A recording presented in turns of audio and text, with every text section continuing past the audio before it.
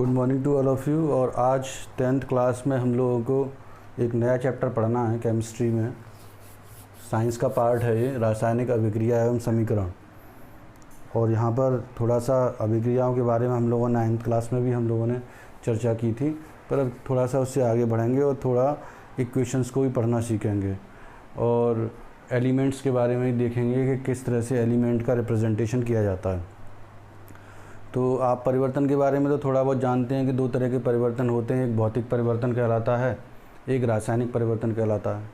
तो भौतिक परिवर्तन में जो भी दो तत्व या दो अभिकारक या दो पदार्थ एक दूसरे से जब संयोग करते हैं तो संयोग करने के पश्चात वो उत्पाद बनाते हैं और फिर दोबारा से उसको अभिकारक में कन्वर्ट किया जा सकता है। पर रासायनिक परिवर्तन में ऐसा नहीं होता।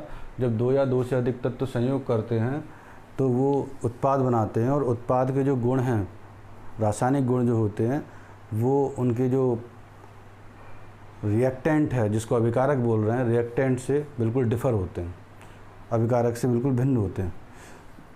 और इस तरह से ये भी देखा जाता है कि इस दौरान अवस्था में भी परिवर्तन होता है। जो प्रोडक्ट बनता है उसकी अवस्था में परिवर्तन होता है, वो लिक्विड से गैस या सॉलिड से लिक्विड या लिक्विड से सॉलिड, जो भी कुछ बन रहा हो बनता है। रंग में भी परिवर्तन आ जाता है, चेंज कलर में भी आ जाता है। और जैसे लिटमस टेस्ट होता है तो उसमें कलर में चेंज आ जाता है। गैस का निकास भी होता है, गैस बनती है रिएक्शन के बाद में। और तापमान में भी परिवर्तन होता है, यानी कि जो प्रोडक्ट होता है उसका टेम्परेचर भी चेंज हो सकता है या हो जाता है। बात क्लियर होगी। अब इसका एक एग्जांपल देखते हैं कि 2 सेंटीमीटर लंबा एक मैग्नीशियम का रिबन ले लीजिए, आप टोंग से पकड़ लीजिए।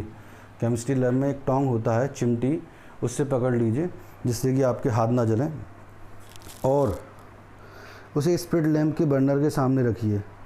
तो आप देखेंगे कि चमकदार एक सफ़ेद जो लौ है या ज्वाला है वो जलने लग जाती है तेज़। और चमकदार श्वेत लौ जलने से क्या होता है कि एक हमारा प्रोडक्ट बनता है जिसको आप मैग्नीशियम ऑक्साइड का चूर्ण कहते हैं। तो जैसे मैग्नीशियम को तो Mg से रिप्रेजेंट करते हैं, ऑक्सीजन को O2 से रिप्रेजेंट करते हैं, और रिएक्शन जब होगी वो क्या बनेगा, मैग्नीशियम ऑक्साइड बनेगा।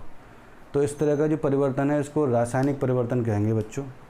और मैग्नीशियम ऑक्साइड को दोबारा से आप मैग्नीशियम और ऑक्सीजन में दोबारा से तोड़ नहीं सकते हैं। तो इस तरह से आप देख रहे हैं कि ये एक रासायनिक परिवर्तन का एग्जाम्पल है। इसी तरह से आप ये कह सकते हैं कि रिएक्शन में क्या आवश्यक होगा, एक तो अभिकारक होगा जिसको आप रिएक्टेंट कहेंगे,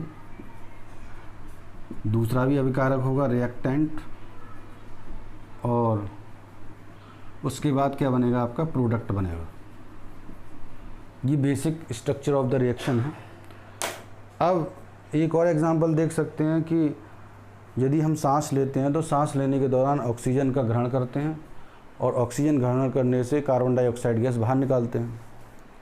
तो ये वाली रिएक्शन में हमारा जो ग्लूकोज है, ग्लूकोज का यूज़ होता है C6H12O6। C कार्बन का परमाणु है, H हाइड्रोजन का और O ऑक्सीजन का। तो ये कार्बन का एटम, हाइड्रोजन का एटम और ऑक्सीजन का एटम है। और ऑक्सीजन से रिएक्शन करने के बाद में 6CO2 + 6H2 बनते हैं। कार्बन डाइऑक्साइड गैस और वाटर का फॉर्मेशन होता है। तो इस तरह से देख रहे हैं हम कि किसी भी रासायनिक परिवर्तन के लिए दो अभिकारक एक दूसरे से मिक्स होते हैं और एक प्रोडक्ट का निर्माण करते हैं। और इन प्रोडक्ट के निर्माण के दौरान ये वाली घटनाएं भी होंगी साथ के साथ में। और इन सभी प्रोसेसों को एक शब्द रूप में लिख देना, एक नोटेशन के रूप में लिख देना, क्या कहलाता है, रासायनिक क्रिया कहलाती है या केमिकल रिएक्शन कहलाती है। तो ये केमिकल चेंज हो गया और ये जो रिएक्शंस हैं उनको क्या कहेंगे हम, केमिकल रिएक्शंस कहेंगे।